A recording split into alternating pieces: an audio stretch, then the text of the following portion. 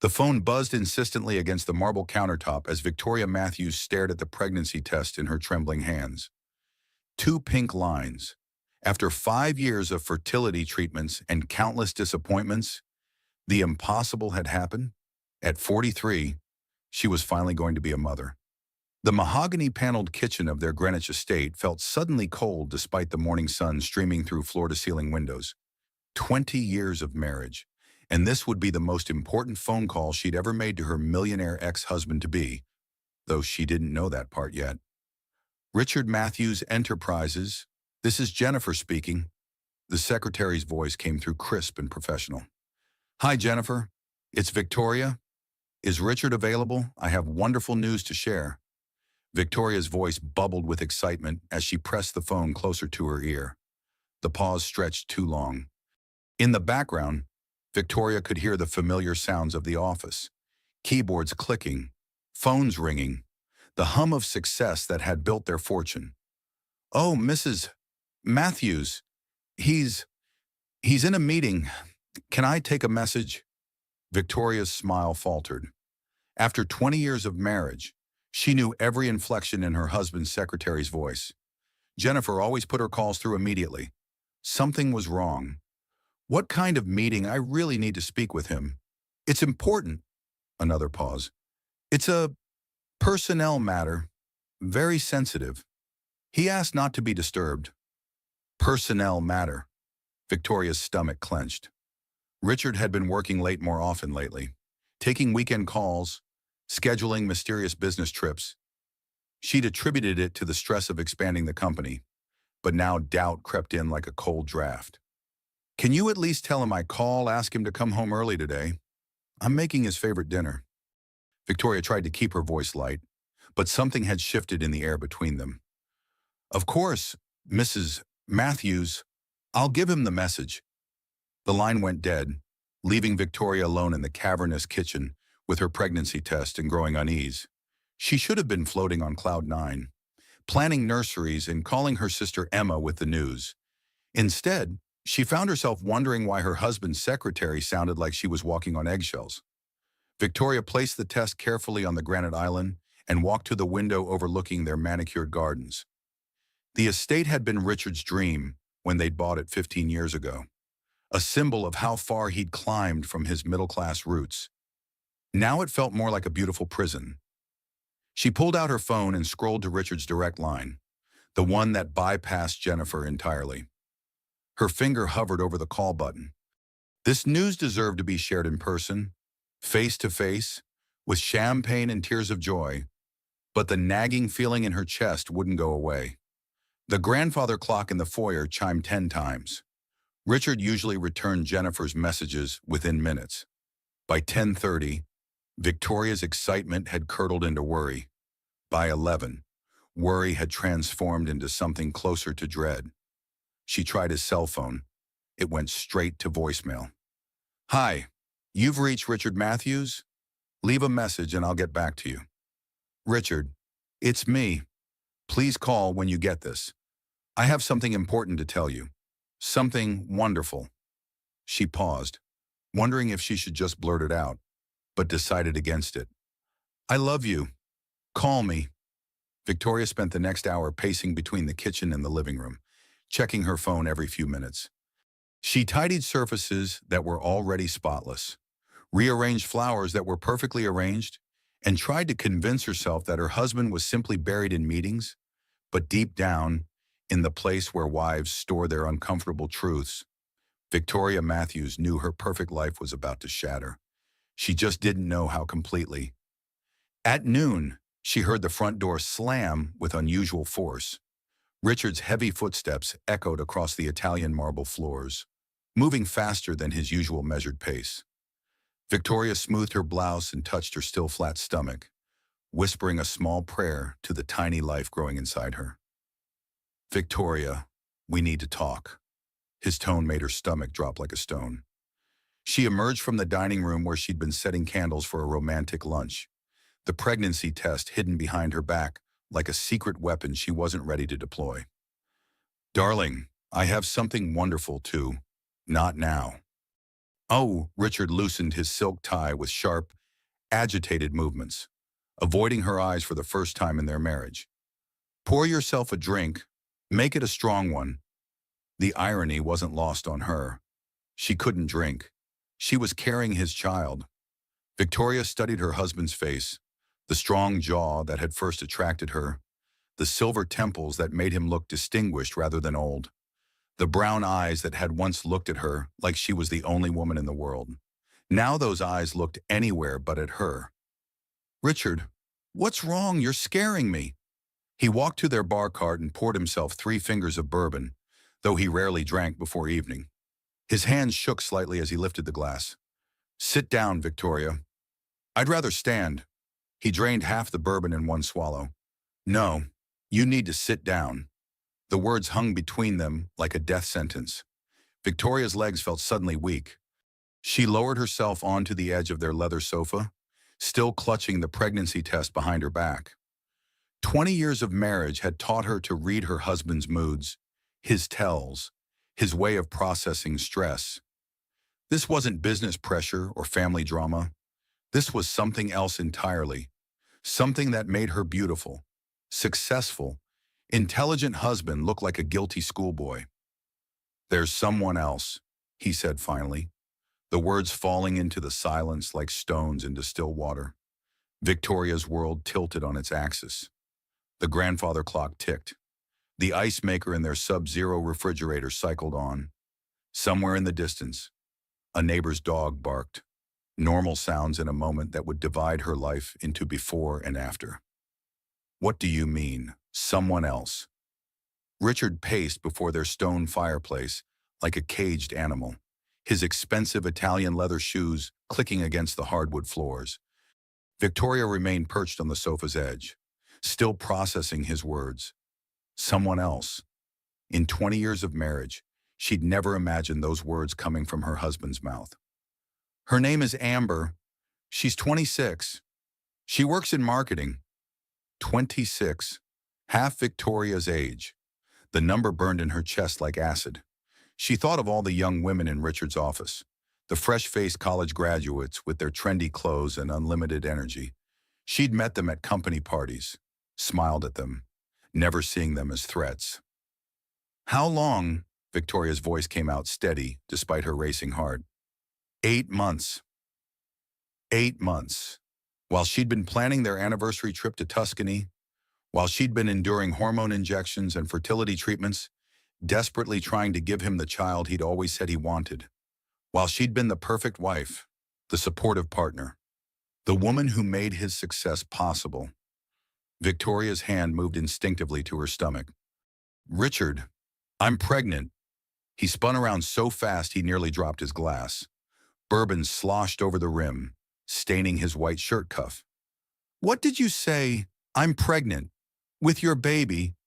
She pulled the test from behind her back, holding it up like evidence in a trial. The fertility treatments worked. We're finally going to have the family we always talked about. His face went white, then red, then something close to gray. He set down his glass with unsteady hands and sank into the armchair across from her. For a moment, Victoria allowed herself to hope. Maybe this would change everything. Maybe their baby would make him remember what they'd built together. That's impossible. The doctors said, apparently miracles happen. She held up the test, the 2 pink lines still vivid against the white plastic. Even to women married to millionaire ex-husbands who cheat with girls younger than their sports cars. The words came out sharper than she'd intended, but she didn't take them back. Richard's Ferrari was 28 years old, a classic he'd restored himself. His mistress was 2 years younger than his car. Victoria, you don't understand. Then explain it to me. She stood up, energy surging through her despite the emotional whiplash. Explain how my husband of 20 years has been sleeping with someone else for 8 months. Explain how you can sit there and tell me about your midlife crisis while I'm holding a positive pregnancy test. Richard buried his face in his hands. When he looked up, she saw something she'd never seen before in his eyes, genuine regret mixed with something that looked like panic. I never meant for this to happen. It started innocently, She was assigned to my account. We worked late nights together. She reminded me of you when we first met. When we first met, I was 23 and you were 35. Is that what this is about? You want to relive your glory days? That's not fair. Fair. Victoria's voice rose despite her efforts to stay calm. You want to talk about fair? I've spent 20 years building your career, hosting your clients, managing your household, being your perfect accessory. I put my own dreams on hold so you could chase yours. And now, when I'm finally pregnant with the child we've wanted for years, you tell me you're having an affair with someone young enough to be our daughter. She's not that young. She's 26. Richard, when she was born, we were already dating. When she was learning to walk, we were getting married. When she was in elementary school, I was having my first miscarriage. The mention of their lost pregnancies hung heavy in the air. They'd never talked about those early losses, the hope and heartbreak cycle that had defined their 30s. Victoria had carried that pain alone while Richard threw himself into building his empire.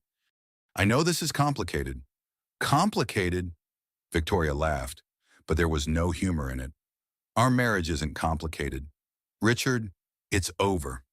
The only question is whether you're going to choose your pregnant wife or your child bride. Don't call her that. What should I call her? Your girlfriend, your mistress, the marketing executive you're planning to leave me for? Richard stood up, straightening his shoulders in the way he did when preparing for difficult business negotiations.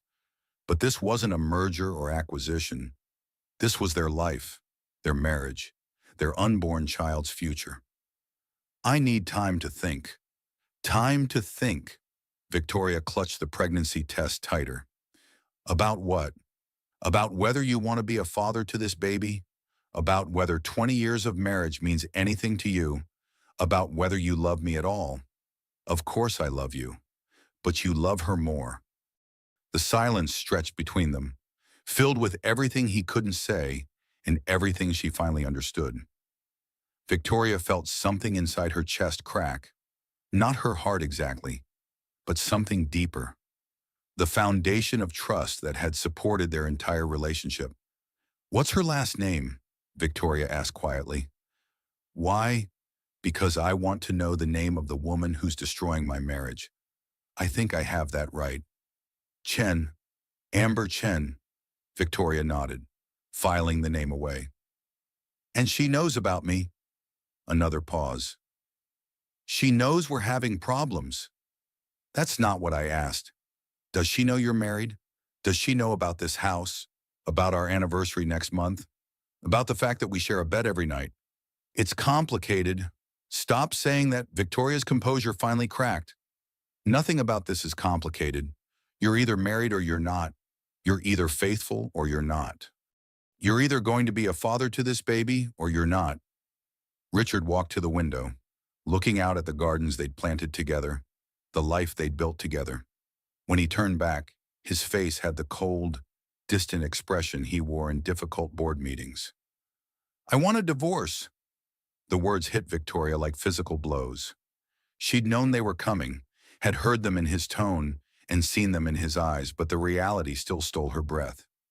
While I'm pregnant, we can work out the details. You'll be well provided for. The baby, too. How generous of you.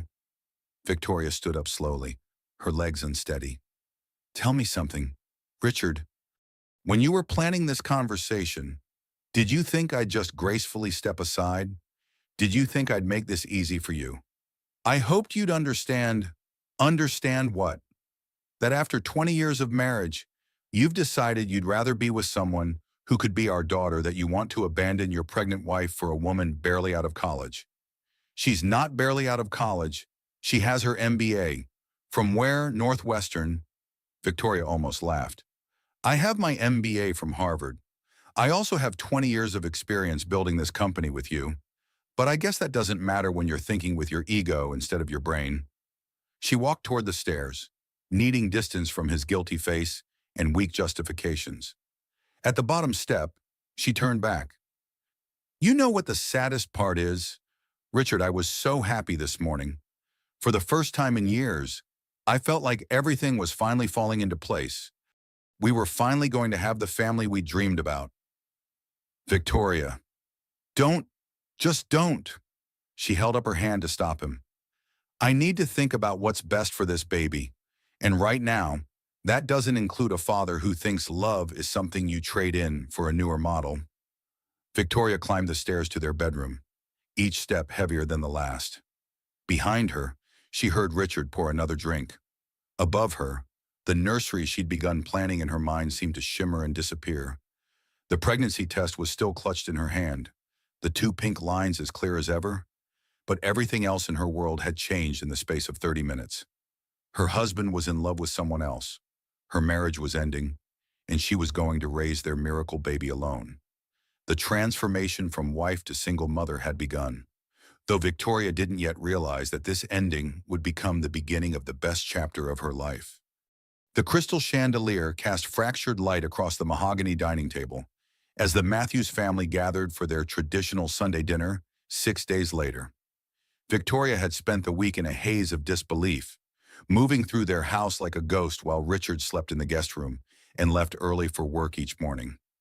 She'd told no one about the pregnancy or the affair, not her sister Emma, not her closest friends, not even her mother.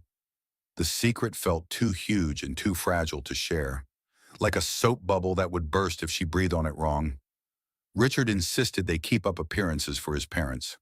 Margaret and Charles Matthews Sr. sat stiffly at opposite ends of the table, their marriage a 40-year exercise in polite coexistence. Victoria's sister Emma had driven down from Boston with her teenage twins, Jake and Sophie, who picked at their food while scrolling through their phones. "So, Richard, how's business?" his father asked, cutting into his prime rib with surgical precision. Charles Sr. had built the original Matthews company from nothing, and he expected detailed reports on his son's stewardship. Victoria watched her husband squirm in his chair. Did his parents know about Amber? Had anyone else noticed the tension crackling between their hosts? "Business is strong. Dad, we're expanding into 3 new markets this quarter." "Good, good. And Victoria, how are your charity committees still organizing those fundraisers for the Children's Hospital?" Victoria's hand moved instinctively to her stomach. "Actually, I've been thinking about stepping back from some of my commitments, focusing on other priorities." Emma looked up from her wine glass, studying her sister's face with the keen attention only siblings possess. "Other priorities like what?" "Actually," Richard cleared his throat, "Victoria and I have an announcement." The table went silent except for the soft clink of crystal glasses and china plates. Even Jake and Sophie looked up from their phones, sensing the shift in atmosphere. Emma's eyes lit up with sudden understanding. "Oh my God, are you finally pregnant?" Victoria's breath caught. Her sister had always been perceptive, but this timing was brutal. Margaret Matthews dropped her fork with a sharp clatter against her plate. "Well," Richard said, his voice carefully controlled, "we're getting divorced." The explosion of voices that followed made Victoria's head spin. Sophie gasped audibly. Jake muttered something that sounded like "holy shit" under his breath. Emma's wine glass hit the table hard enough to splash burgundy across the white tablecloth.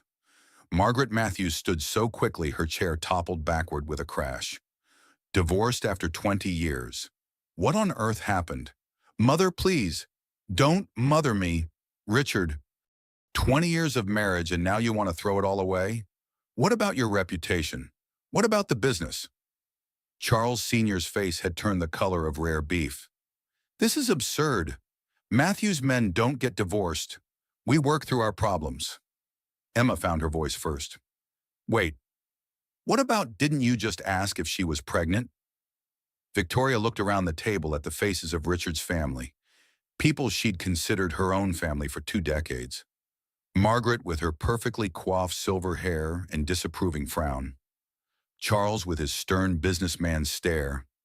Emma with her concerned brown eyes. The twins looking like they'd rather be anywhere else. "Victoria's pregnant," Richard continued, dropping the second bombshell like he was reading quarterly earnings. "But we're still getting divorced." The silence that followed was deafening. Margaret's face went through several color changes before settling on a shade of white that matched the tablecloth. Emma's mouth fell open. Charles Sr. reached for his bourbon with shaking hands. Pregnant. Margaret's voice came out as a whisper. At your age, how irresponsible. Something snapped inside Victoria. She'd spent 20 years being the perfect daughter-in-law, biting her tongue through Margaret's passive-aggressive comments and thinly veiled criticisms. Not anymore. The mess, Margaret, isn't my pregnancy. The mess is your son sleeping with his 26-year-old employee while his wife was taking fertility drugs to give him the child he claimed to want. The words fell into the dining room like grenades. Emma's wine glass shattered as it hit the floor. Sophie made a sound like a wounded animal. Even Jake looked up from his phone with genuine shock. Margaret gripped the edge of the table. 26, Richard. Tell me this isn't true. Mother, it's complicated. Complicated. Charles Sr.'s voice boomed across the room. You're having an affair with someone younger than your nephew, Jake, who was 24 and working his first job out of college, looked mortified. Dude, that's seriously messed up. Language, Jake, Emma said automatically, but her attention was fixed on Victoria. Honey, are you okay? When did this happen? Last Monday, same day I found out about the baby. Victoria's voice came out steadier than she felt. Your brother-in-law decided to confess his 8-month affair right after I took a pregnancy test. 8 months. Margaret sank back into her chair. 8 months and we didn't know. None of us knew, Victoria said, except maybe Jennifer. His secretary has been covering for him. Emma stood up and walked around the table to put her arms around Victoria. Why didn't you call me? You've been dealing with this alone all week. I didn't know what to say. How do you tell people that your perfect marriage is actually a lie? Richard finally found his voice. It's not a lie. What Victoria and I had was real. This situation is just unfortunate timing. Unfortunate timing. Victoria pulled away from Emma's embrace and faced her husband directly. You call destroying our marriage and abandoning your pregnant wife unfortunate timing. I'm not abandoning anyone. We can work out custody arrangements. Custody arrangements? Margaret's voice rose to a near shriek. You're talking about custody of a child that isn't even born yet. A child whose mother you're divorcing for some girl barely out of diapers. She's not barely out of diapers. Mother, she's a successful marketing executive with an MBA. From where? Charles Sr. demanded. Northwestern. Northwestern. Margaret looked like she might faint. You're leaving your Harvard-educated wife for someone from Northwestern. Victoria almost smiled despite everything. Trust Margaret to turn infidelity into academic snobbery. Emma sat back down heavily. I can't process this. Victoria, you're going to be a single mother at 43. Apparently. And Richard, you're going to be a divorced father dating someone half your age. She's not half my age. She's closer to half than she is to your age, Sophie pointed out with the brutal honesty of a 17-year-old. That's like mathematical fact. Jake nodded. Yeah, Uncle Rich. This is pretty gross. Like, my girlfriend is older than your girlfriend. Richard's face flushed red. This isn't about age. It's about compatibility, about finding someone who understands me. Someone who understands you. Victoria's composure finally cracked completely. I understood you when you were nobody. I understood you when you were working 80-hour weeks to build this company. I understood you through every failure, every setback, every moment of doubt. But apparently understanding isn't enough when there's a prettier, younger option available. Margaret was fanning herself with her napkin. I need my pills. Charles, get my pills. What pills? Emma asked with concern. My heart medication. This stress is too much. Victoria looked around the table at the wreckage of what had been a normal family dinner 15 minutes ago. Crystal glass sparkled on the floor. Wine stained the white tablecloth like blood. Margaret clutched her chest dramatically while Charles Sr. poured himself another bourbon. The twins stared at their phones like they were lifelines to sanity. and Richard sat at the head of the table, looking like a man who'd finally realized the true cost of his choices. "I think," Victoria said quietly, "dinner is over."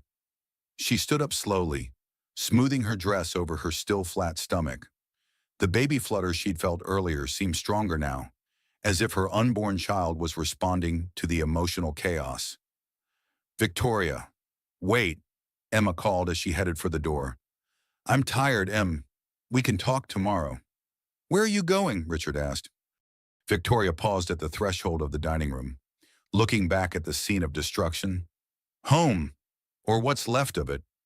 As she climbed the stairs to her bedroom, she could hear the family behind her dissolving into arguments and recriminations.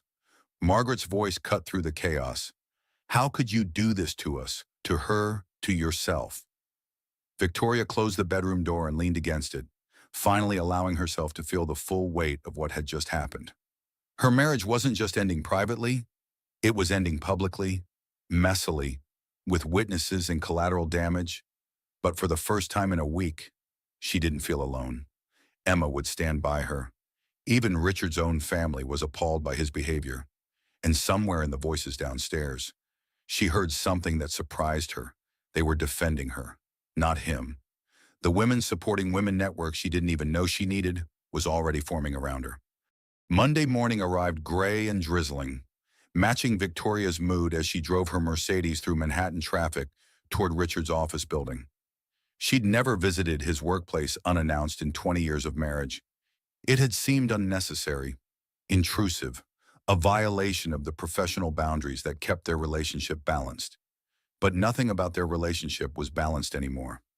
The 42nd floor of the glass tower overlooked Central Park, its floor-to-ceiling windows offering a commanding view of a city that suddenly felt foreign to Victoria. Richard's office occupied the corner, a testament to his success and power. Jennifer's desk sat like a fortress outside his door, perfectly organized and strategically positioned to control access to the man who'd become Victoria's millionaire ex-husband in everything but legal documentation. "Mrs. Matthews." Jennifer looked up from her computer screen, her usually perfect composure cracking like ice on a warm day. "I wasn't expecting you." Jennifer Kim had worked for Richard for 3 years, a 20-something graduate from Columbia with impeccable credentials and even more impeccable discretion. She was pretty in an understated way. Sleek black hair, designer glasses, clothes that whispered expensive rather than shouting it. Victoria had always appreciated her professionalism and efficiency. Today, Jennifer looked nervous. "How long have you known, Jennifer?" The secretary's carefully composed expression shattered completely. "Known what? About Amber?" Jennifer's hand stilled on her keyboard. Her eyes darted toward Richard's closed office door, then back to Victoria's face. The guilt was written there as clearly as words on a page. "Mrs. Matthews, I'm so sorry. I wanted to tell you, but what your loyalty is to your paycheck." "No!" Jennifer's voice came out sharper than intended, drawing looks from other employees in the open workspace beyond. She lowered her voice to a whisper. "It's not like that. This situation is more complicated than you know." Victoria moved closer to the desk, her voice equally quiet but infinitely more dangerous. "Then uncomplicate it for me." Jennifer glanced around the office, then gestured toward a small conference room. "Can we talk privately?" They settled into leather chairs around a polished table that probably cost more than most people's cars. Jennifer's hands shook as she closed the door and activated the privacy glass. "Amber is my roommate," she said without preamble.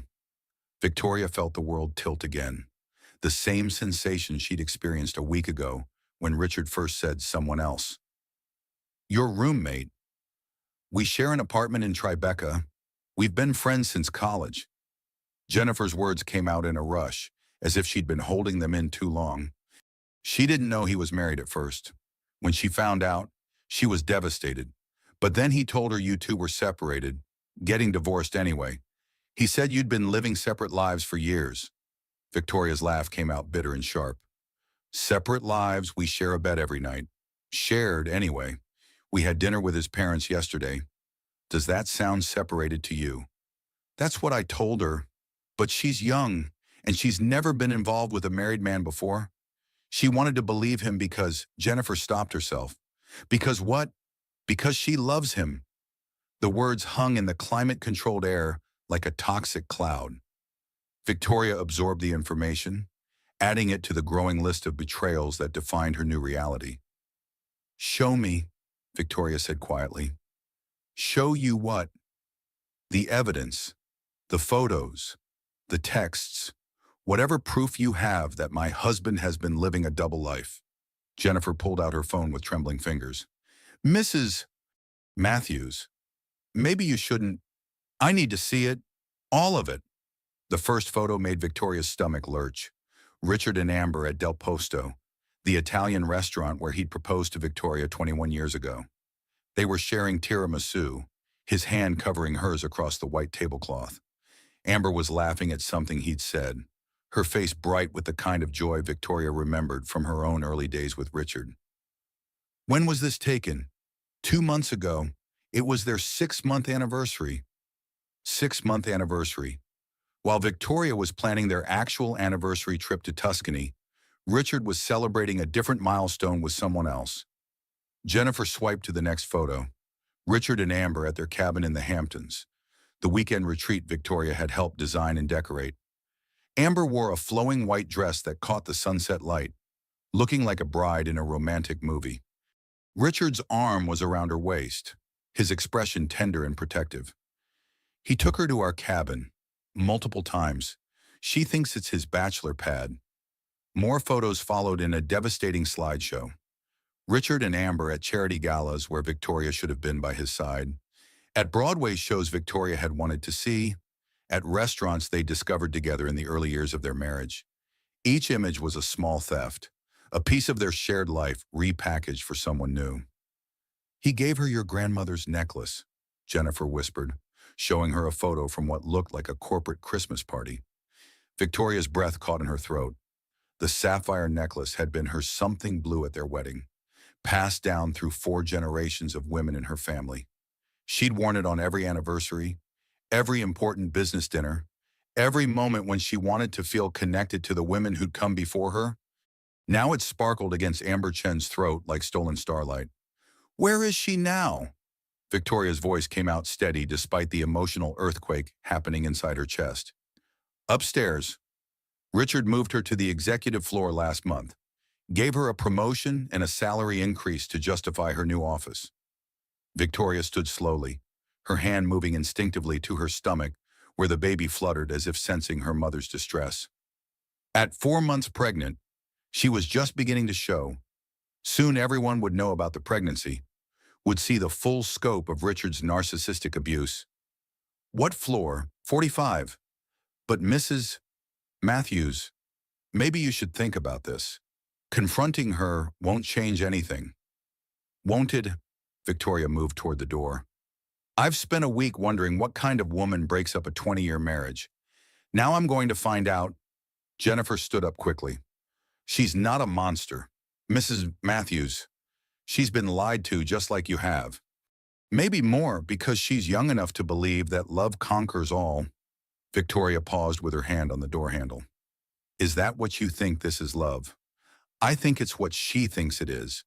And I think Richard enjoys having someone look at him the way she does. Like he's perfect. Like he can do no wrong. Like he's not a 55-year-old man having a midlife crisis. The elevator ride to the 45th floor felt endless. Victoria studied her reflection in the polished steel doors. 43 years old, impeccably dressed, successful in her own right, carrying the child she'd wanted for 20 years. On paper, she was everything a woman was supposed to be. In reality, she was about to confront the person who'd made her feel like she wasn't enough. The 45th floor smelled of expensive cologne and fresh flowers. Executive row, where the real decisions were made and the real power was wielded. Victoria had been up here exactly twice in Richard's career. Once for a company anniversary party, once to meet with his insurance agent about their life policies. Now she was here to meet the woman who'd replaced her in her husband's heart. Amber Chen's office was at the end of the hall. behind glass walls that offered no privacy but maximum prestige. Victoria could see her before she knocked. Petite, elegant, wearing a designer dress that probably cost more than most people's monthly rent. She was everything Victoria had expected and nothing she'd prepared for. The woman destroying her marriage looked like someone she might have been friends with in another life. Victoria knocked on the glass door and watched Amber look up from her computer with curious brown eyes. Even from a distance, she was beautiful in the effortless way of women who'd never worried about aging. Never counted gray hairs or laugh lines. Never felt the panic of time slipping away. "Come in," Amber called, standing up with a welcoming smile that faltered when she recognized her visitor. Victoria stepped into the office and closed the door behind her, noting the fresh orchids on the desk, the expensive art on the walls, the view of Central Park that rivaled Richard's own office. The company was apparently investing heavily in their newest marketing executive. "You must be Victoria," Amber said, her voice carefully neutral. No apology, no shame, no acknowledgement that she'd just been caught in the crosshairs of someone else's life. "You must be the woman destroying my marriage," Victoria replied, matching her tone. Amber's composure didn't crack. If anything, she seemed to straighten, as if drawing on some inner reserve of confidence. "Destroying your marriage was over before I met Richard. He told me all about it." What exactly did he tell you?" "That you two haven't been intimate in years. That you married him for his money and stayed for the lifestyle. That you've been trying to get pregnant to trap him into staying married." Each lie hit Victoria like a physical blow. She placed her hands protectively over her barely visible bump, feeling the baby respond to her emotional state with increased movement. "And you believed him? Why wouldn't I? Richard's successful, sophisticated, generous. He's nothing like the boys I usually date."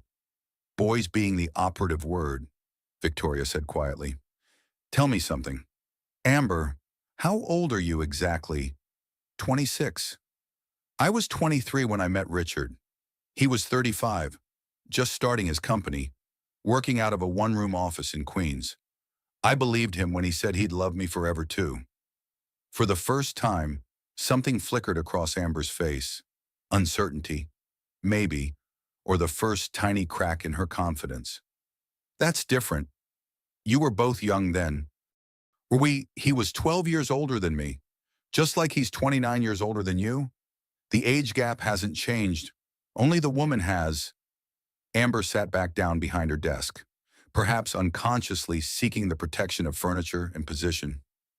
"Richard loves me. Richard loves conquests. I should know. I used to be one."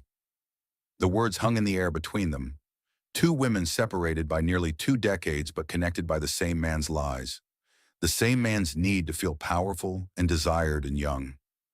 Victoria looked around the office again, at the expensive furnishings, the prestigious location, the unmistakable signs of favoritism that went far beyond professional merit. This wasn't just an affair. This was a complete reconstruction of Richard's life with a younger, more malleable leading lady. "He's going to leave his pregnant wife for you," Victoria said. "Are you proud of that?" Amber's composure finally cracked. "I didn't know you were pregnant when this started, but you know now, and you're still here, still wearing my grandmother's jewelry, still playing house in my marriage." Amber's hand moved instinctively to the sapphire necklace at her throat. "He said it was his grandmother's. It was mine. 4 generations of strong women wore that necklace, and now it's around the neck of someone who thinks love means breaking up families." Victoria turned to leave, but paused at the door. "When you're 43 and pregnant, and Richard trades you in for a newer model, will age still be just a number?" She didn't wait for an answer. The elevator doors closed on Amber's stricken face, and Victoria descended back to the lobby with a strange sense of completion. She'd looked her replacement in the eye and seen not a villain, but a victim, someone almost as trapped by Richard's lies as she'd been. The real enemy wasn't the young woman upstairs. It was the man who'd promised to love, honor, and cherish 2 different women while being faithful to neither. That evening, Richard found Victoria in their bedroom, carefully folding clothes into open suitcases spread across their king-size bed. The sight stopped him in the doorway like he'd walked into an invisible wall. "What are you doing?" He stood frozen, still wearing his expensive suit from a day that had apparently included damage control calls from Jennifer about his wife's unscheduled office visit. "What does it look like I'm packing?" Victoria held up a maternity dress she'd bought that afternoon, the first public acknowledgement that her body was changing, that she was really going to be a mother. The soft blue fabric seemed to glow in the evening light streaming through their bedroom windows. "Victoria, be reasonable. We can work this out." She turned to face him, noting how he loosened his tie but kept his jacket on, as if he might need to make a quick escape. "Work what out? Richard, your mistress, thinks we've been separated for months. Your secretary has been covering for you. Your parents think I trapped you with this pregnancy. What exactly are we working out? The baby changes everything. Does it?" Victoria folded another maternity top, her movements deliberate and controlled. "Because Amber seems to think you're getting divorced anyway. She was quite confident about that when I met her today." Richard's face went pale. "You went to see her." "I wanted to look the woman destroying my marriage in the eye. Understand what she had that I don't." Victoria placed the shirt carefully in the suitcase. "Turns out what she has is youth and gullibility. She actually believes your lies about our marriage being over." "They weren't lies. Really, because I was under the impression we were trying to have a baby together. I was under the impression we were planning our 20th anniversary trip to Tuscany. I was under the impression we shared a bed every night and a life every day. Was I wrong about all of that?" Richard sat heavily on the edge of the bed, suddenly looking older than his 55 years. The silver at his temples that had always made him look distinguished now just made him look tired. "I never meant for it to happen this way." "How did you mean for it to happen?" Victoria's voice carried 20 years of suppressed frustration. "Were you going to divorce me before or after I gave birth to your child? Before or after our anniversary? Before or after you finished stealing all the meaningful moments from our marriage to give to someone else?" I was confused. "Let me help you get unconfused." Victoria closed the suitcase with a sharp snap. "Here's your choice, me and your baby, or Amber and your midlife crisis. But you don't get both." "It's not that simple." "It's exactly that simple." Victoria pulled another suitcase from their walk-in closet, the sound of wheels on hardwood echoing through the room. "I've spent 20 years making things complicated for your benefit, navigating your moods, supporting your ambitions, sacrificing my own goals so you could achieve yours. I'm done being complicated." Richard watched her pack with growing panic. "Where will you go?" "Emma's, initially. Then I'll figure out something more permanent." Victoria folded a silk blouse, thinking of all the business dinners and charity events where she'd worn it while playing the perfect CEO's wife. "The baby and I will be fine." "You can't just take my child." "I'm not taking your child. I'm taking my child. The child I've wanted for 20 years while you were building your empire. The child I'm carrying while you're planning your new life with someone else." Victoria opened her jewelry box and began sorting through pieces that told the story of their marriage. The pearl earrings from their first anniversary, the tennis bracelet from her 30th birthday, the wedding ring that now felt like evidence of fraud. She left the wedding ring on the nightstand but packed everything else.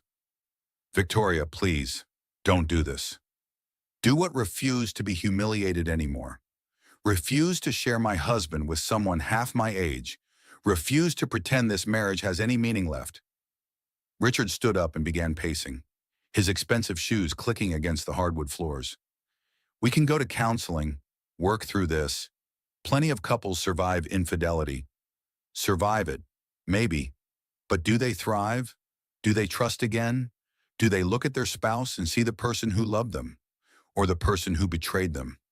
Victoria held up a framed photo from their wedding day, young, hopeful, convinced they were different from all the other couples who'd fail. She'd been so naive, so certain that love was enough. "I can't look at you anymore without seeing her," she continued.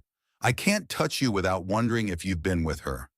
I can't listen to you say you love me when I know you've been saying the same words to someone else." "That's different." "How is it different?"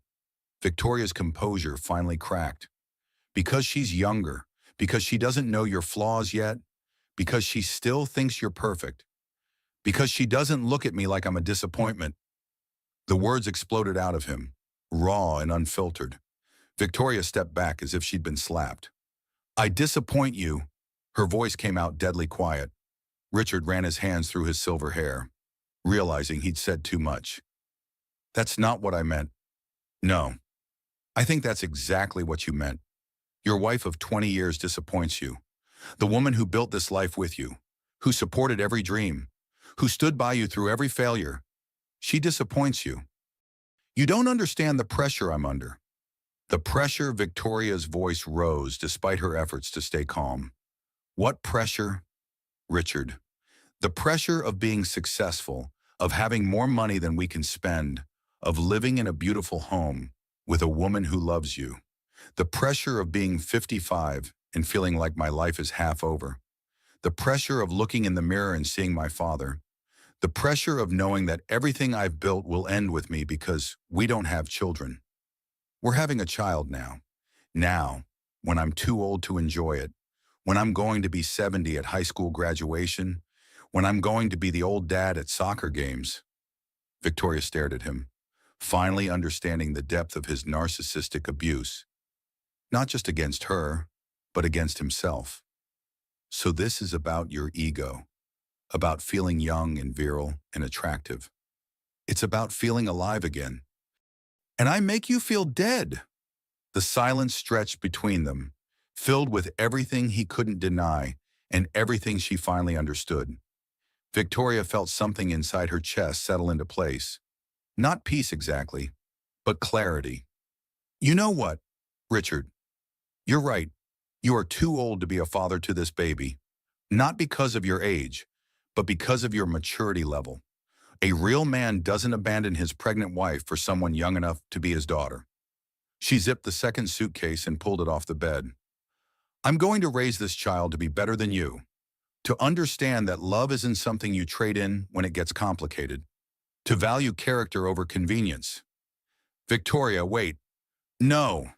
She picked up her purse and car keys from the dresser. I've waited 20 years for you to become the man I thought I married. I'm done waiting. At the bedroom door, she turned back one last time. Richard sat on their bed surrounded by the remnants of their shared life. Photo albums, jewelry boxes, the detritus of 2 decades together. When you're planning your wedding to Amber, she said quietly, remember that she's going to be 43 someday too. And when that happens, there will be another 26-year-old ready to make her feel like a disappointment. Victoria walked out of the bedroom and down the stairs for the last time as Richard Matthews' wife. Behind her. She could hear him calling her name, but she didn't turn around. The transformation from martyr to free woman had begun, though Victoria wouldn't understand the true gift of Richard's betrayal until much later. Sometimes the worst thing that happens to you turns out to be the best thing that ever happened. The Mercedes started smoothly, carrying her away from the house where she'd been a wife toward an uncertain future, where she'd be a mother. In her rearview mirror, the estate grew smaller and smaller until it disappeared entirely. Her old life was ending. Her real life was about to begin. 3 days later, Victoria sat in her sister's sunny kitchen in Boston, nursing her second cup of decaf coffee and trying to make sense of the legal documents spread across Emma's breakfast table. Divorce papers, custody agreements, financial disclosure forms. The paperwork of dismantling a 20-year marriage looked surprisingly mundane. You need to document everything, Emma said, sliding another folder across the table. Every affair detail, every financial irregularity, every lie he told. Massachusetts is a no-fault state, but when there's this much money involved, evidence of misconduct matters. Emma's law degree from Boston University had been gathering dust since she'd chosen to be a stay-at-home mom 15 years ago, but her legal mind was sharp as ever. She'd spent the last 3 days researching divorce law and calling in favors from former classmates who specialized in high-asset cases. I have photos, Victoria said, thinking of Jennifer's devastating slideshow. Dates, locations, credit card receipts probably. But Emma, I don't want to destroy him. I just want to be free. Honey, he's the one who chose destruction when he started sleeping with his employee. You're just protecting yourself and your baby. Victoria's phone buzzed against the wooden table. Jennifer's name appeared on the screen, and Victoria felt her stomach clench. Any communication from Richard's office could only mean complications. Mrs. Matthews, I hope it's okay that I'm calling your personal number. Of course, Jennifer. What's wrong? I need to see you. There are things you should know before the divorce proceedings start. Things about Amber, about Richard's finances, about how long this has really been going on. Victoria looked at Emma, who was already reaching for her car keys. Can you come to Boston? I'm staying with my sister. I'll drive up tonight after work. Text me the address. 2 hours later, Jennifer sat in Emma's living room, clutching a coffee mug and looking like someone who'd been carrying secrets too heavy for her shoulders. She'd changed out of her professional office attire into jeans and a sweater, looking younger and more vulnerable than Victoria had ever seen her. I quit yesterday, Jennifer said without preamble. I couldn't work for him anymore after what happened Monday. After seeing what he put you through. You didn't have to do that. Yes, I did. What I'm about to tell you would have been impossible if I was still his employee. Jennifer pulled out her laptop and set it on Emma's coffee table. I've been Richard's secretary for 3 years. In that time, I've seen him cycle through 4 different affairs. Victoria's coffee mug slipped in her hands. 4. Amber isn't the first. She's just the first one who lasted long enough to become a problem. Jennifer opened her laptop and pulled up a series of files. I documented everything because, honestly, I was afraid he'd try to blame me if any of it came out. The screen filled with a spreadsheet more detailed than most corporate budgets. Names, dates, duration of affairs, gifts purchased, trips taken, Victoria's 20-year marriage reduced to data points and transaction records. Sarah from accounting, 18 months. Melissa from the PR firm, 6 months. Tanya from the law office, 8 months. Jennifer's voice was clinical, professional, as if she was reading quarterly earnings instead of listing her boss's conquests. And now Amber, going on 9 months? Emma leaned forward, her lawyer instincts engaged. 9 months, I thought you said 8. It started 9 months ago. Richard lied about the timeline to make it seem less calculated. Jennifer clicked to another screen. But this is the important part. Look at the financial patterns. A new spreadsheet appeared. This one tracking money movement that made Victoria's head spin. Richard had been moving assets for over a year, transferring funds to offshore accounts, liquidating investments, restructuring the business to minimize his apparent worth. He's been planning this divorce for at least 18 months, Jennifer explained. Long before you got pregnant, long before Amber, he's been systematically hiding money and preparing for the financial fallout. Victoria felt nauseous, and not from morning sickness. How much? Approximately $12 million that I could trace. There's probably more. Emma whistled low. That's serious financial fraud. Victoria, this changes everything. Wait, there's more. Jennifer clicked to another file. Richard has been promising Amber things he can't deliver. He told her he'd buy her a house in the Hamptons, set her up with her own marketing firm, pay for her to get an advanced degree at Wharton. With what money? Victoria asked. Exactly. He's been using company funds to maintain his lifestyle with her, the dinners, the trips, the jewelry. Some of those charges go back to before you were even separated. It's embezzlement. Victoria stared at the screen, watching her marriage dissolve into spreadsheet cells and bank transaction records. Richard hadn't just been unfaithful. He'd been systematically preparing to abandon her while stealing their shared assets to fund his new life. There's something else, Jennifer continued, her voice getting quieter. About Amber. What about her? She's pregnant too. The words hit Victoria like a physical blow. Emma reached over and grabbed her hand, squeezing tight. How far along? Victoria's voice came out as a whisper. 3 months. She told Richard last week, right after you confronted her in the office. Victoria calculated quickly. If Amber was 3 months pregnant, That meant conception had happened around the time Victoria was starting her latest round of fertility treatments. While she was pumping her body full of hormones and hope, Richard was creating a baby with someone else. Does she know about my pregnancy? She found out Monday when Richard told her about your office visit.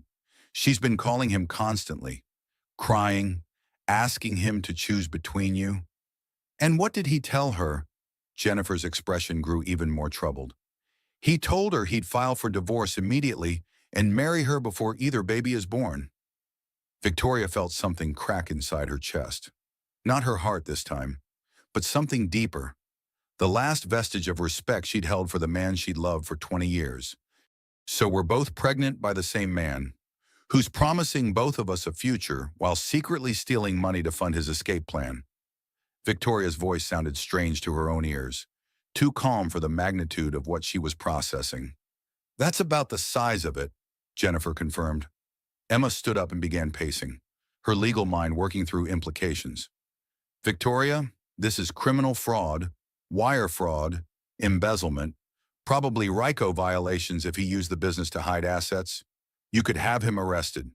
I don't want him arrested. I want him gone. Then you use this information to negotiate the divorce settlement of the century, Emma said firmly. He's committed multiple felonies. The threat of prosecution will make him very cooperative.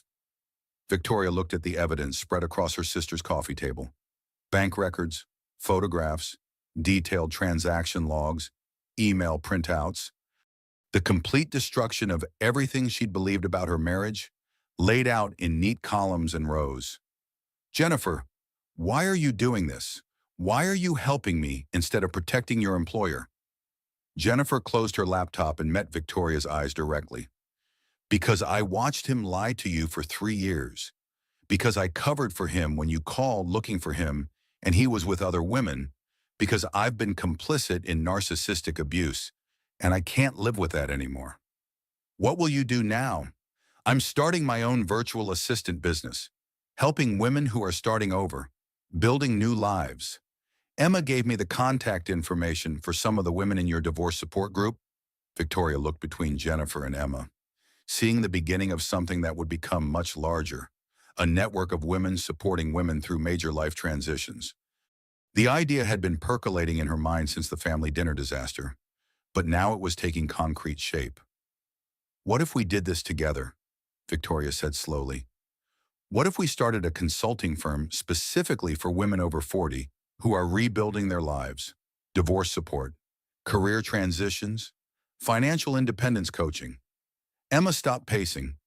You're talking about starting a business while you're pregnant and going through a divorce. I'm talking about turning my worst experience into something that helps other women avoid the same mistakes. Richard spent 20 years making me financially dependent on him. I'm never going to be in that position again. Jennifer smiled for the first time since she'd arrived. I know at least 50 women who would be your first clients. Victoria looked around Emma's living room, at the legal documents, the evidence of Richard's betrayal, the laptop full of proof that her marriage had been a lie. Then she looked at the 2 women who dropped everything to help her rebuild. Sometimes the worst thing that happens to you introduces you to the people who will help you become who you're meant to be. The Women Supporting Women Network wasn't just an idea anymore. It was becoming a reality, built on the ashes of a marriage that had needed to end for everyone to find their true selves. 2 weeks later, Victoria found herself sitting across from Amber Chen in a small cafe near Columbia University, a neutral location chosen carefully to avoid any connection to Richard's world. The meeting hadn't been Victoria's idea. Amber had called Jennifer, who'd called Victoria, setting up a chain of communication that felt like espionage. Amber looked different away from her corporate office. Smaller, somehow, and definitely pregnant. The slight swell of her belly was visible beneath her casual sweater, a mirror of Victoria's own changing body. 2 women, both carrying the same man's children, meeting like diplomats from warring nations. Thank you for coming, Amber said quietly, her hands wrapped around a mug of herbal tea. I wasn't sure I would either. Victoria stirred her decaf coffee, studying the young woman across from her. Without the armor of professional dress and office confidence, Amber looked her age, young, uncertain, and increasingly aware that the fairy tale she'd been living had some very dark plot twists. I need to know the truth, Amber continued, about your marriage, about Richard, about everything he told me. What did he tell you about this meeting? He doesn't know about it. I haven't told him about. Amber gestured vaguely toward her stomach. About the pregnancy yet. Victoria's eyebrows rose. He doesn't know you're pregnant. I found out the day after you came to my office. I was going to tell him that night, but then he came home talking about divorce lawyers and custody arrangements and how complicated everything had become with your pregnancy. Amber's voice got smaller. I realized he wasn't ready for more complications. Home, Victoria caught the word. You live together. He moved into my apartment 6 months ago, said he couldn't stand living in the house with you anymore, that it felt like a mausoleum of a dead marriage. Victoria absorbed this information, adding it to the growing list of Richard's lies. He'd been sleeping in their guest room for less than 2 weeks, which meant he'd been maintaining 2 homes, 2 lives, 2 completely different versions of himself. Amber, I need you to understand something. Richard and I were not separated. We were not living separate lives. We shared a bed every night until 2 weeks ago. We were actively trying to have a baby together. We had dinner with his parents every Sunday. Amber's face went pale. But he said, he lied, about everything. Victoria pulled out her phone and showed Amber photos, recent pictures from their anniversary dinner, from holiday parties, from the Hamptons house that Amber thought was Richard's bachelor pad. This is what a dead marriage looks like, apparently. Amber stared at the photos, her hands shaking slightly. The house in the Hamptons. He said he bought it after you separated. We bought it together 12 years ago. I decorated every room. I planted the garden you've been enjoying. Oh, God. Amber put her head in her hands. I've been such an idiot. Victoria felt an unexpected surge of sympathy. You're not an idiot. You're young and you trusted someone who's very good at lying. I'm 26 years old and I'm having an affair with a married man whose wife is also pregnant. That's the definition of idiot. No, that's the definition of being manipulated by a narcissist. Amber looked up sharply. Narcissist. Haven't you noticed the way he needs constant admiration? The way he rewrites history to make himself the victim? The way he promises you things that require other people to sacrifice? Amber was quiet for a long moment, stirring her tea with mechanical precision. He promised to leave you before I got involved. Said it was just a matter of timing. Finding the right moment. There's never a right moment to abandon your pregnant wife. Just like there's never a right moment to promise a future you can't deliver. What do you mean? Victoria pulled out copies of the financial documents Jennifer had provided. Richard has been hiding assets for over a year. The money he's been spending on you, the dinners, the trips, the jewelry, it's embezzled from his own company. The house he promised to buy you doesn't exist. The marketing firm he said he'd fund. There's no money for it. Amber read through the documents, her expression shifting from confusion to understanding to horror. He's been stealing from his own business. Yeah, which means from both of us. Ultimately, both of us. I'm half owner of Matthews Enterprises. Every dollar he's stolen from the company is a dollar stolen from my assets too. Victoria leaned back in her chair. The question is, what are you going to do about it? Amber was quiet for several minutes, processing information that was clearly reshaping her understanding of the last 9 months. I thought I was in love with a successful businessman who was trapped in a loveless marriage. Turns out I'm the other woman for a thief who's been lying to everyone. That's a pretty accurate summary. Victoria, I need you to know, if I had understood what was really happening, I never would have gotten involved. I'm not someone who destroys marriages, but you are someone who destroys marriages. Amber, we all are. When we make choices based on what we want to believe instead of what we know to be true. Amber flinched at the blunt assessment. That's harsh. It's honest. You saw the wedding ring on his finger. You met his secretary who obviously knew about me. You went to his house and saw evidence of a woman's presence everywhere, but you chose to believe his explanations because they made you feel better about what you were doing. You're right. Amber's voice was barely above a whisper. I chose to believe him because I wanted the fairy tale to be real. I did the same thing for 20 years, believed his explanations for working late, for secretive phone calls, for business trips that didn't quite add up. We both wanted to believe in a version of Richard that doesn't actually exist. Victoria studied Amber's face, seeing herself at 26, eager to be loved, willing to overlook red flags, convinced that her love could transform an imperfect man into her perfect partner. What happens now? Amber asked. Now you decide who you want to be. The woman who continues an affair with a married father-to-be, or the woman who walks away from a situation that was built on lies. And you, what will you do? Victoria placed her hands protectively over her growing belly. I'm going to raise my child to understand that integrity matters more than convenience, that you can't build happiness on someone else's pain, that love without honesty isn't love at all. Amber nodded slowly. I need to tell him about the pregnancy. Yes, you do. But Amber, don't expect him to be happy about it. Richard likes the idea of children more than the reality. And he definitely doesn't want two babies with two different women complicating his carefully constructed lies. What do you think he'll do? Victoria considered the question, thinking about the man she'd been married to for 20 years. His patterns, his priorities, his fundamental selfishness.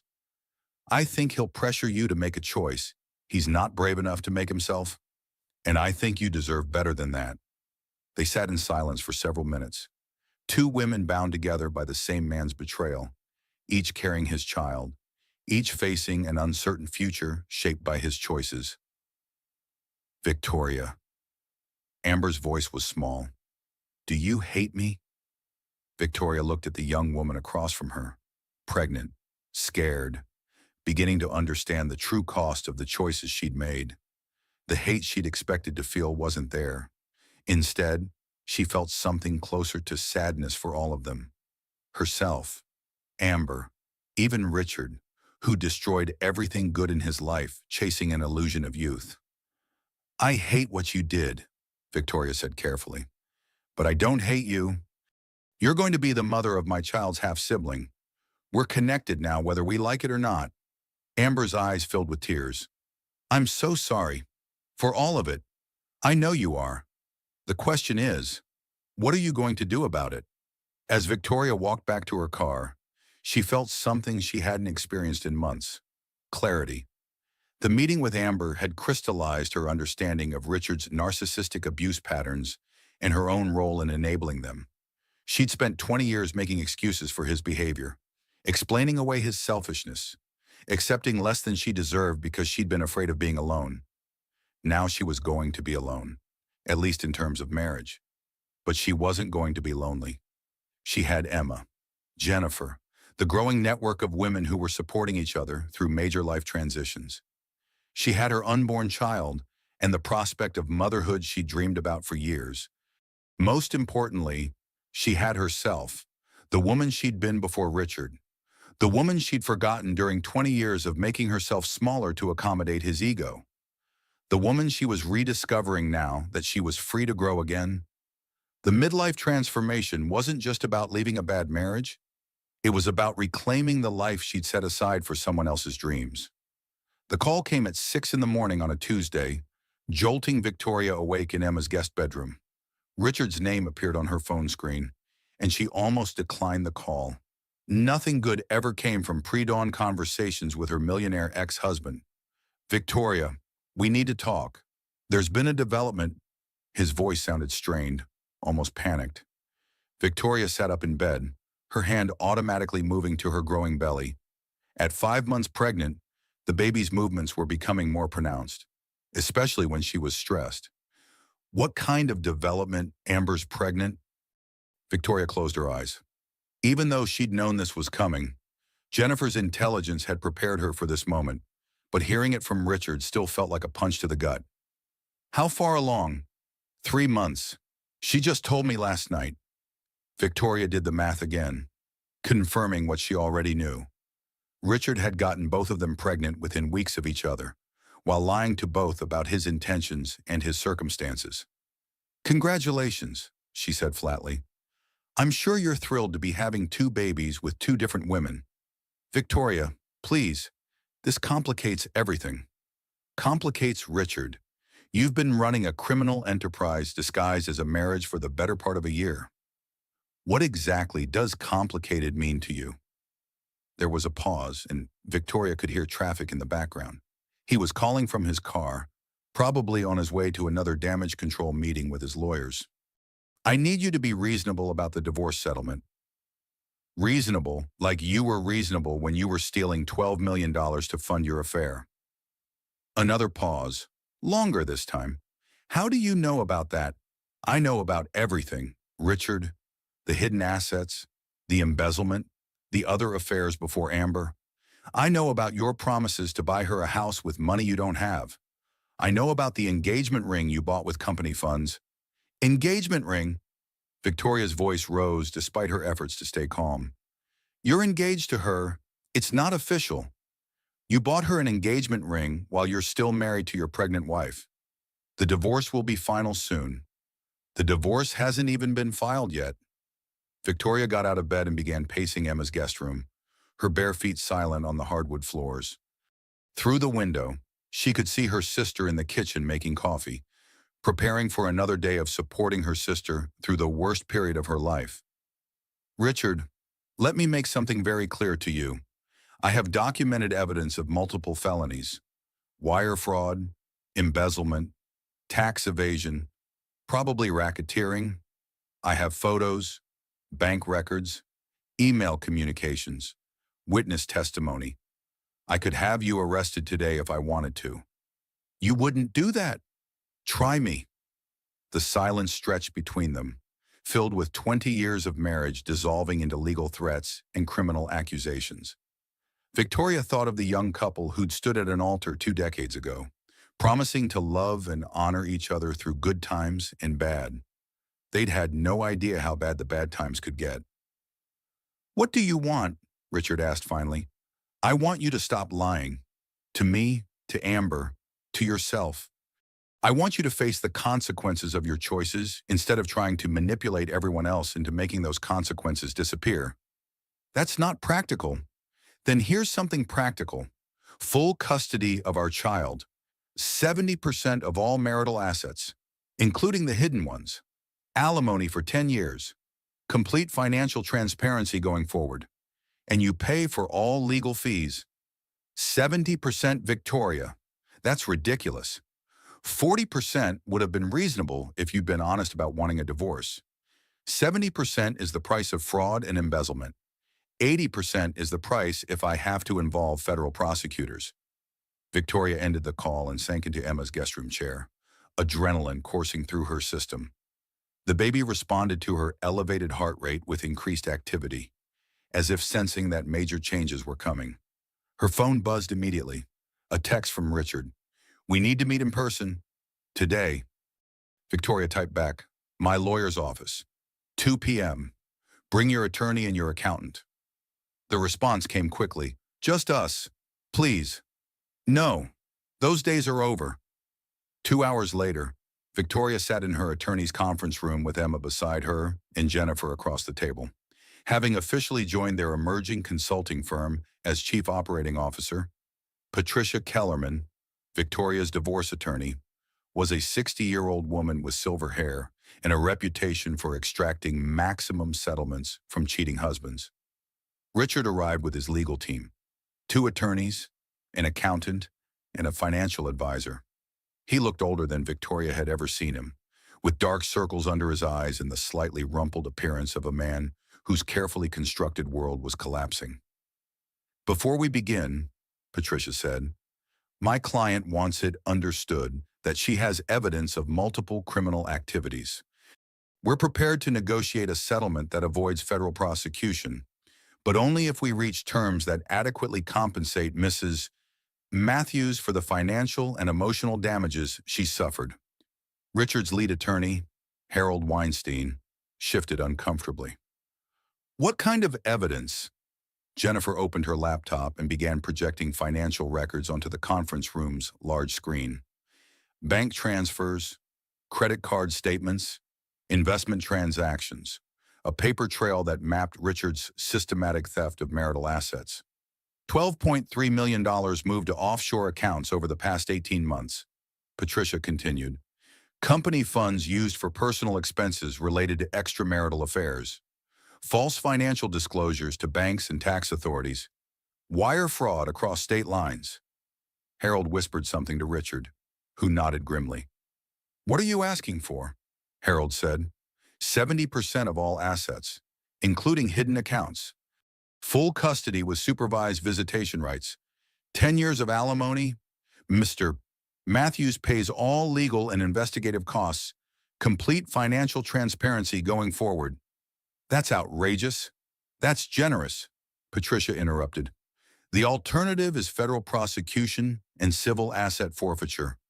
Your client would lose everything and spend the next decade in federal prison. Victoria watched Richard's face as the reality sank in. The man who'd spent 20 years building an empire had destroyed it in 18 months of selfish choices. The successful businessman had become a white-collar criminal. The husband and father-to-be had become a defendant. I need to speak with my client privately, Harold said. While the attorneys huddled in the hallway, Victoria studied Richard across the conference table.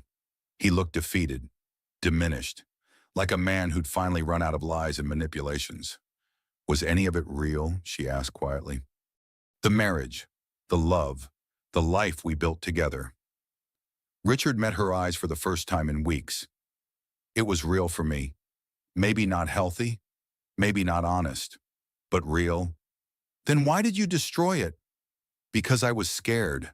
Scared of getting old. Scared of dying without having really lived.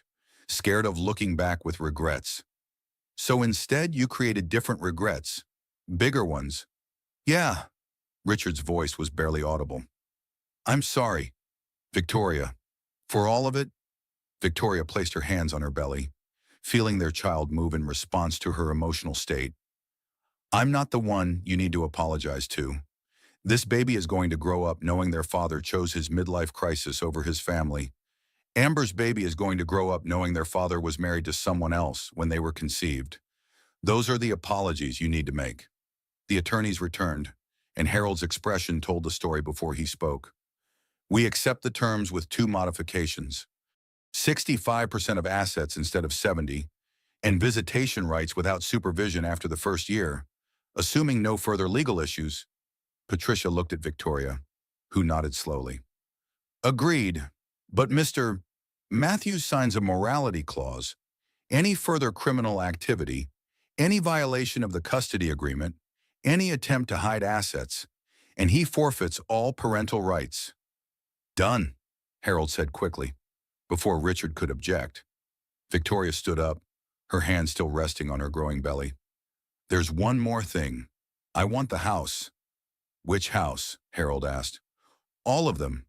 The Greenwich estate, the Hamptons house, the apartment in the city. I helped build this empire, and I'm keeping the real estate? Richard's face flushed red. Victoria, that's everything. That's what you should have thought about before you decided to become a criminal. Patricia began drafting final terms while the financial experts calculated exact asset divisions. Victoria watched her marriage dissolve into legal language and dollar amounts. 20 years reduced to contractual obligations and court orders. Victoria, Richard said as they prepared to leave, what will you tell our child about me? The truth, that you were capable of great love and terrible choices, that you built something beautiful and then destroyed it because you were afraid of growing old, that you're human and flawed, and their father, and Amber. Victoria considered the question. That's between you and her, but Richard.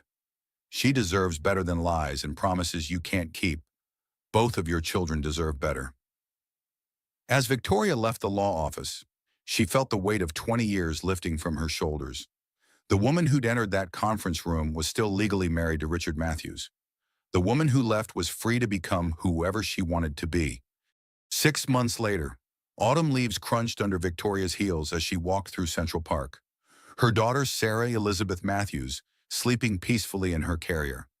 Motherhood at 44 wasn't easy, but it was transformative in ways Victoria had never expected. Every sleepless night, every diaper change, every tiny smile reminded her what unconditional love really felt like. Not the conditional approval she'd received from Richard, but the pure, uncomplicated connection between mother and child. Her phone buzzed with a text from Jennifer. Board meeting at 3. Sarah Chen wants to discuss the new office space. Victoria smiled at the name. Amber had legally changed her last name after Richard's latest disaster. Apparently, being engaged to two different women simultaneously while married to a third had finally opened her eyes to his character flaws. She'd left him when she was 6 months pregnant, taking her MBA and her hard-earned wisdom to start fresh.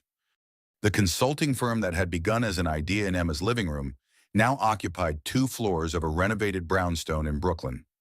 Phoenix Rising Life Transition, consulting for women over 40, had grown from 3 founding partners to 15 employees in less than a year.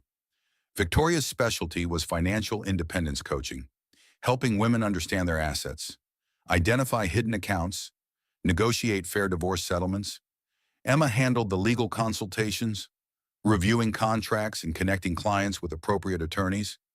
Jennifer managed operations and client relationships with the efficiency she'd honed during her years enabling Richard's lies. And Amber, now Sarah Chen, having reclaimed her mother's maiden name, ran their marketing and business development with the passion of someone who'd learned firsthand how devastating financial dependence could be.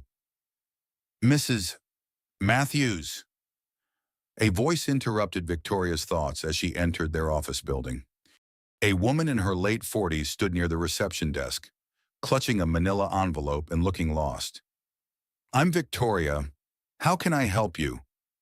"My name is Linda Morrison. I heard about your firm through a friend. I think my husband is having an affair, and I don't know what to do."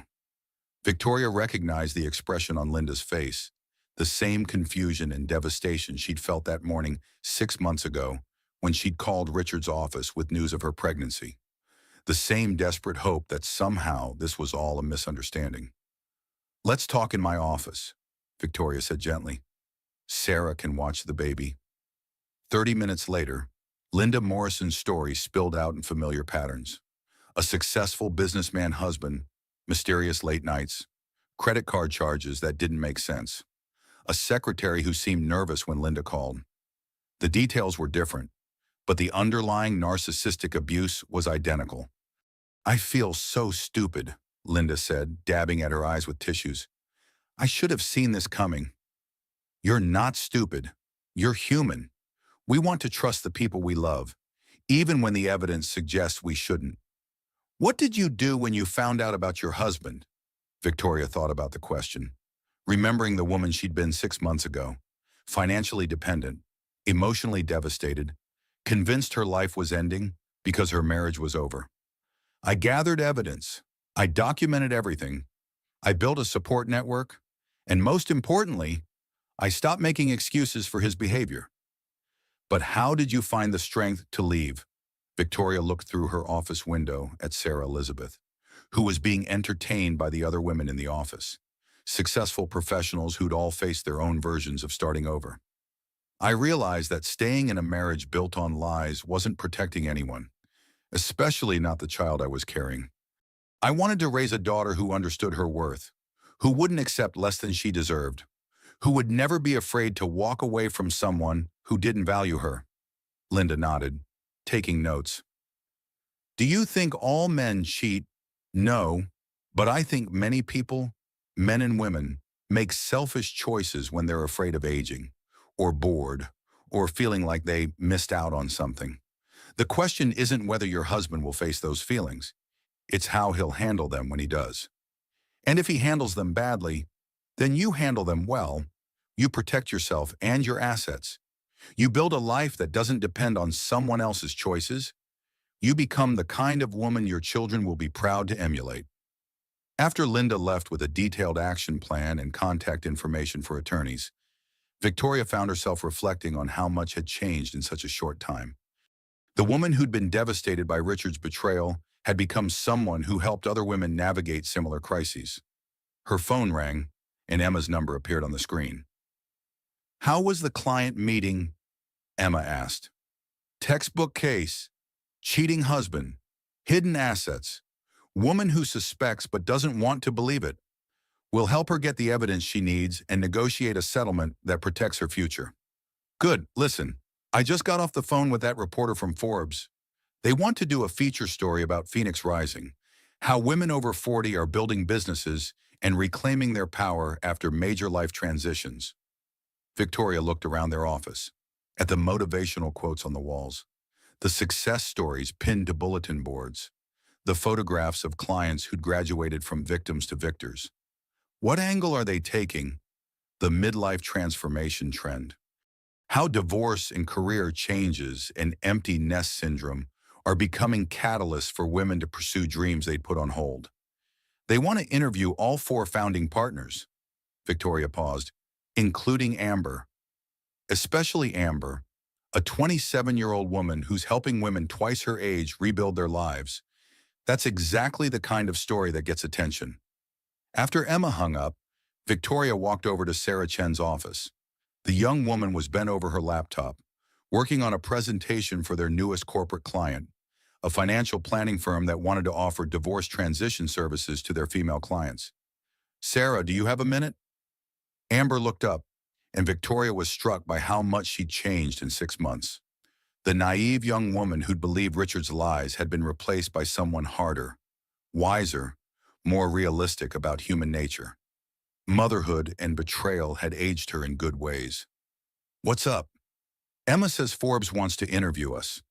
All of us, including you. Are you comfortable with that level of publicity?" Sarah considered the question. "Will they mention Richard?" "Probably. The story doesn't make sense without the background." "Good. I want other young women to hear about what happened to me. I want them to understand that when a married man says his marriage is over, they should ask to see the divorce papers." Victoria smiled. "You've come a long way from the woman who thought love conquered all. I've learned that love without honesty isn't love. It's manipulation." "That's very wise. I had a good teacher," Sarah said, looking directly at Victoria. "You could have destroyed me when you found out about the affair. Instead, you helped me understand that I was a victim too. That changed everything for me." Victoria felt tears prick her eyes. "We were both victims of the same man's lies. The only difference was experience. Experience and strength. You showed me what it looked like to refuse to be a victim, to take control of your own story." As Victoria walked back to her office, she reflected on the unexpected gift that had emerged from Richard's betrayal. She'd gained more than financial independence and a successful business. She'd gained purpose, community, and the satisfaction of helping other women avoid the mistakes she'd made. Her phone buzzed with a text from an unknown number. "Mrs. Matthews? My name is Patricia Williams. I got your number from Linda Morrison. I think I need your help." Victoria looked at baby Sarah, sleeping peacefully in her carrier, blissfully unaware that her mother had become someone who helped other mothers protect their futures. This little girl would grow up seeing women supporting women, watching her mother build something meaningful from the ashes of betrayal. She typed back, "I'd be happy to help. Can you come in tomorrow at 10? The response came immediately, "Thank you." "I didn't know who else to call." Victoria smiled, remembering how alone she'd felt 6 months ago, how impossible the future had seemed. Now she was part of something larger, a network of women who'd learned that their worst moments could become their greatest opportunities for growth. The Women Supporting Women movement wasn't just a business model, it was a revolution. One client at a time, one success story at a time, one woman learning her worth at a time.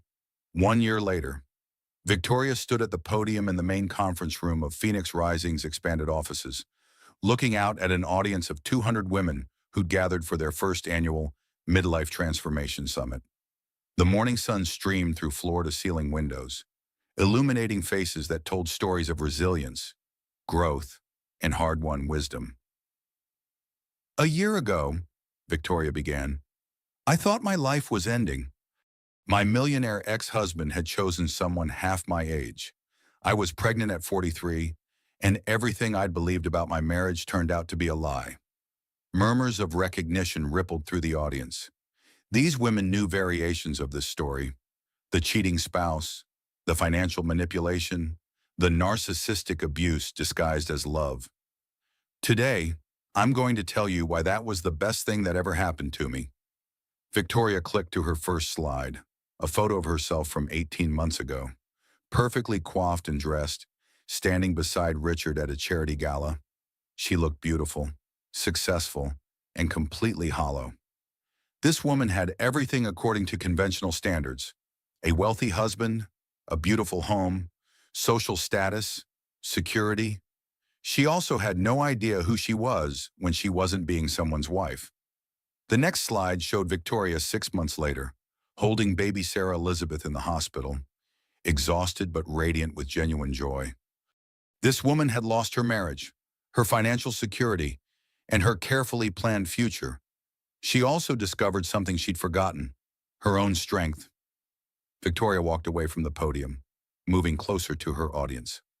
How many of you have heard that divorce after 40 is devastating, that starting over in midlife is impossible, that women our age should be grateful for whatever scraps of attention and affection we can get?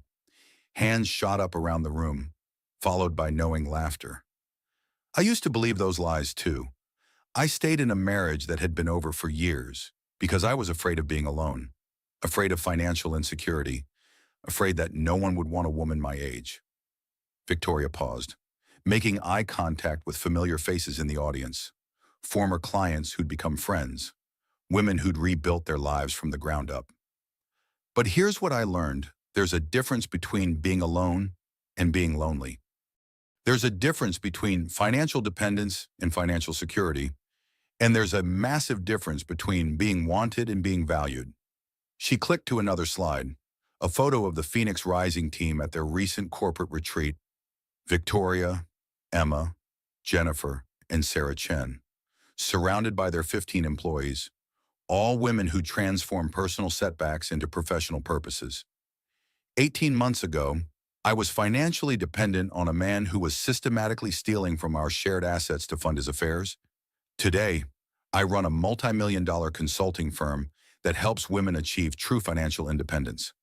Applause erupted from the audience, but Victoria held up her hand. I'm not telling you this to brag. I'm telling you this because if someone had told me 2 years ago that my husband's betrayal would lead to the most fulfilling chapter of my life, I would have thought they were insane. Victoria moved to the center of the room, speaking without notes now, drawing on emotions that were still raw enough to be authentic. The night Richard told me about his affair, I was holding a positive pregnancy test.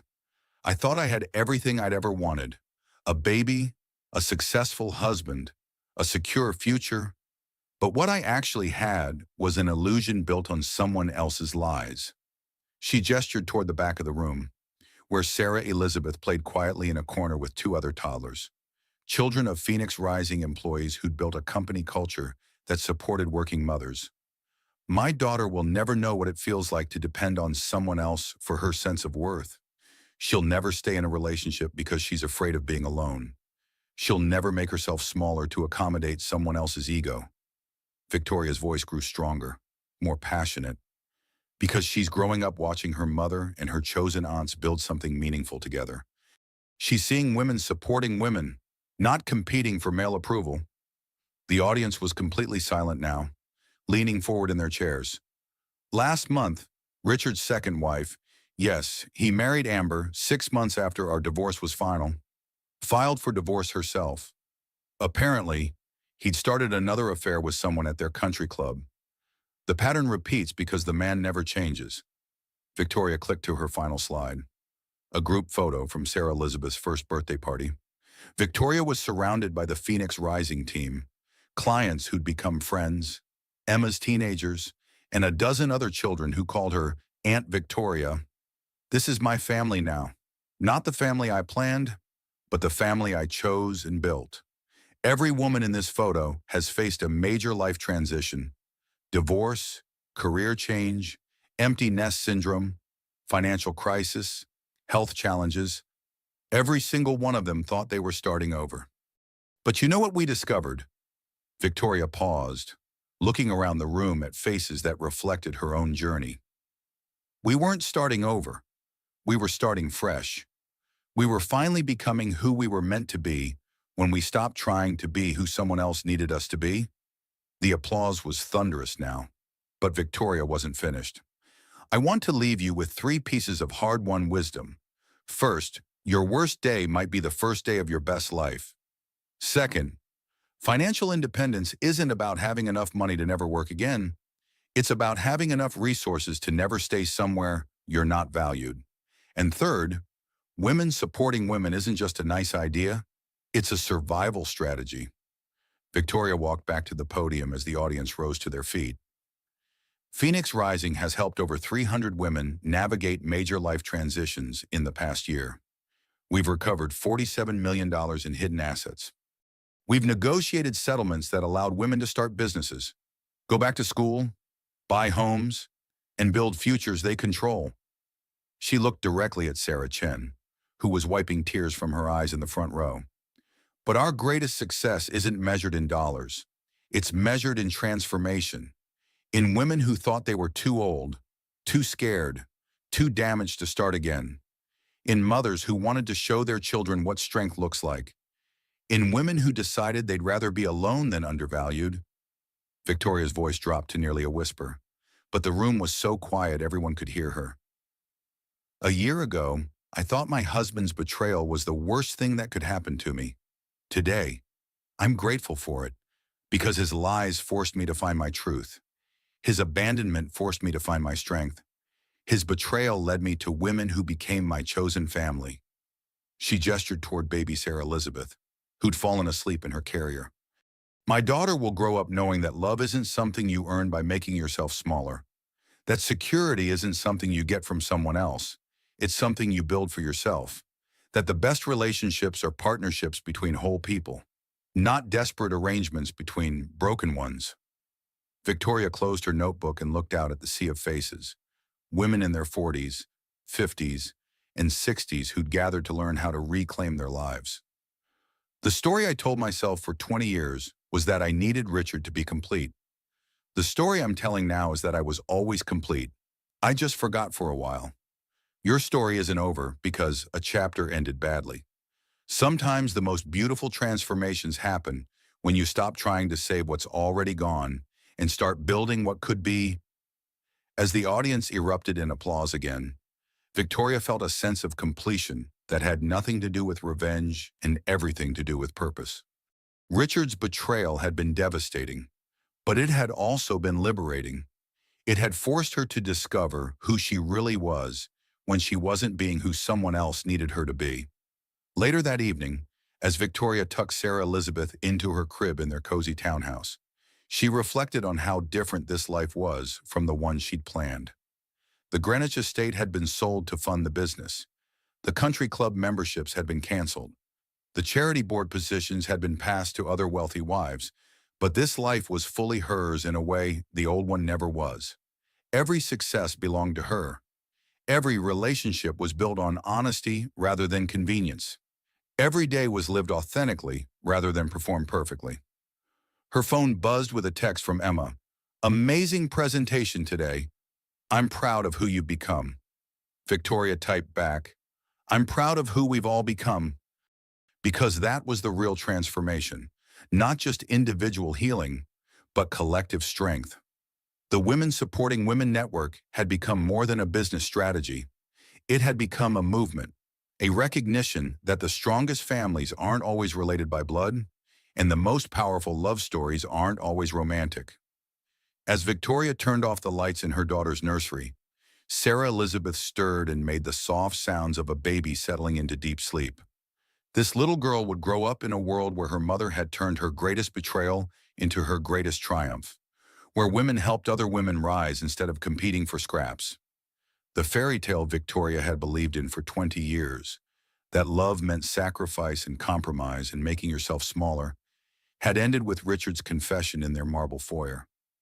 But the real story, the one about a woman who discovered her own power when she stopped giving it away to someone else, was just beginning.